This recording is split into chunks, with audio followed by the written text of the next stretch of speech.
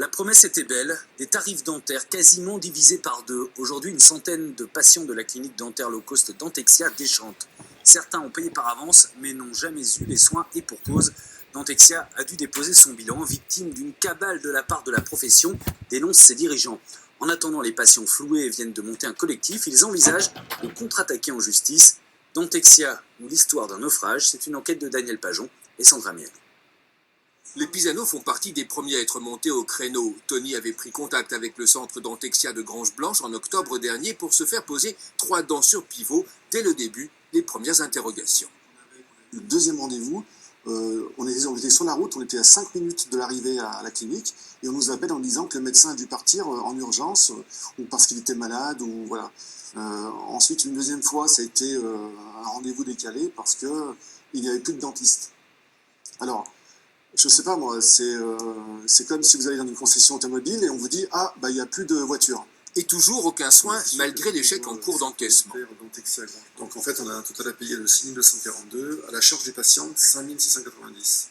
Avant de démarrer quoi que ce soit, il faut que la partie financière soit réglée. Alors, elle peut être réglée sous forme d'un chèque global total de la somme, ou alors vous faites un emprunt auprès d'une société de crédit qui travaille avec le cabinet low cost. Or, tout praticien ou une société faisant appel à des praticiens ne peut elle-même proposer des solutions de financement.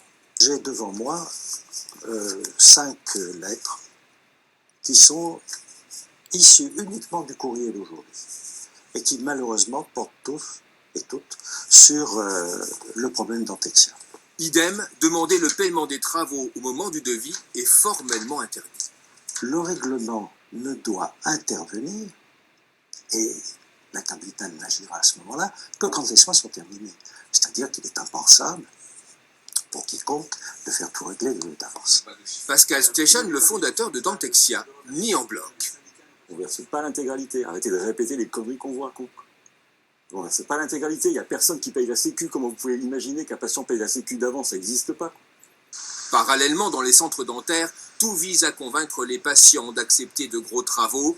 Nous avons pu rencontrer une salariée qui le constate quotidiennement. Les patients viennent pour se faire soigner une dent, mais c'est pas possible. Le but, c'est de faire des soins globaux, donc réhabiliter la bouche du patient. Voilà. Je suis surprise que vous répondiez aux patients, parce que ça fait au moins une dizaine de fois que j'essaie de vous joindre depuis hier. Pourtant, j'essaye de répondre à un maximum de monde, madame. Bah oui, je sais. Vous êtes malade? Malheureusement, ça gonfle un peu. Dans la salle d'attente du centre de Grange-Blanche, on frôle la crise de nerfs. Le personnel est à bout, pris en étau entre la direction et les patients en colère. Les patients, ils sont pas au courant de la situation. Je me mets à la place des gens. Moi, demain, j'ai plus de boulot, j'ai 3 enfants, ça le 25 janvier, ce sera hors délai. En fait, rien ne va plus depuis la mise en cessation de paiement de Dentexia. Plus d'approvisionnement en matière et en prothèses, des départs de dentistes en cascade, des retards de travaux qui s'accumulent. Une situation que le dirigeant met sur le compte des pressions exercées par les syndicats de dentistes et l'ordre professionnel. À ses yeux, une véritable cabale.